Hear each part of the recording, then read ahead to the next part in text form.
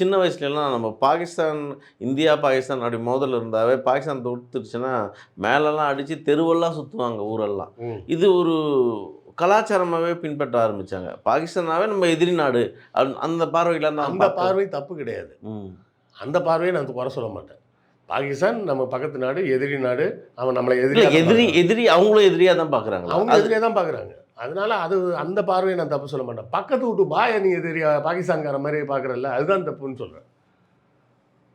பாகிஸ்தான் எதிரி நாடு தான். அவன் நம்ம நாட்ட நாசம் பண்ணணும்னு தான் பார்ப்பான். அவனுக்கு காஷ்மீர் கிடைக்கலன்ற காண்டுல இருக்கான். இன்னும் சுதந்திரம் அடைஞ்சு 70 வருஷம் ஆனாலும் அந்த காஷ்மீர் நமக்கு வரலன்ற கடுப்புல தான் இருக்கான். அதான் அவன் இந்த இந்த பாகிஸ்தான் இஸ்லாமியர்னால தான் நம்ம இந்தியாவுல இருக்கிற இஸ்லாமியர்களும் பாதிக்கப்படுறாங்களா? ஆஹா. அது இங்க இருக்க பார்ப்பனர்கள் செஞ்ச வேலை. ம். மணிரத்னம், சாவர்கர் போன்ற ஆட்கள் செஞ்ச வேலையில இந்த பார்வை நமக்கு வந்திருக்கு.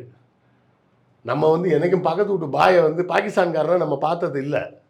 பார்க்க வச்சுட்டாங்க.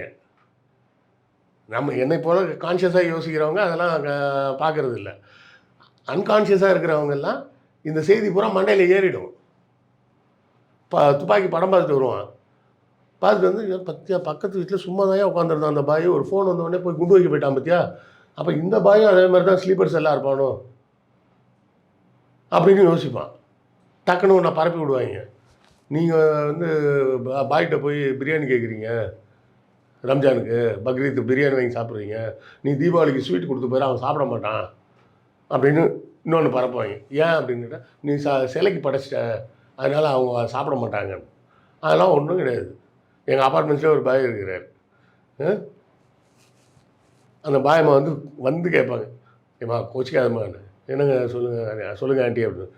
இல்லை அது இன்னொரு கிளாஸ் பாயசம் வாங்கிட்டு வர சொன்னார் அப்படிம்பாங்க. இவங்க கொஞ்சம் கொடுப்பாங்கல்ல, போய் இன்னும் கொஞ்சம் வாங்கிட்டு வந்துடுறேன் நல்லா இருக்கு அப்படிம்பாரு. அவருக்கு கொஞ்சம் ஸ்வீட் பிடிக்கும் அவருக்கு. அப்படி தான் இருக்கிறாங்க. யாரும் அந்த மாதிரிலாம் துவேஷமாலாம் பார்க்குறதுலாம் கிடையாது. அதாவது அவங்களே செஞ்சு அவங்களே படைச்சி சாப்பிடக்கூடாதுன்றது தான் அவங்களோட இது. ஒருத்தர் நட்பாக கொடுக்கக்கூடிய ஒரு பொருளை வேணான்னு சொல்லணும் அப்படின்லாம் இஸ்லாம் சொல்லிக் கொடுக்கல. இஸ்லாமில் தெளிவாக என்ன சொல்லியிருக்குன்னா, லக்குதீன் வலிய தீன் அப்படின்னு ஒரு வரி வரும். லக்குதீன் வலிய தீன் அப்படின்னா, என் மார்க்கம் எனக்கு, உன் மார்க்கம் உனக்கு.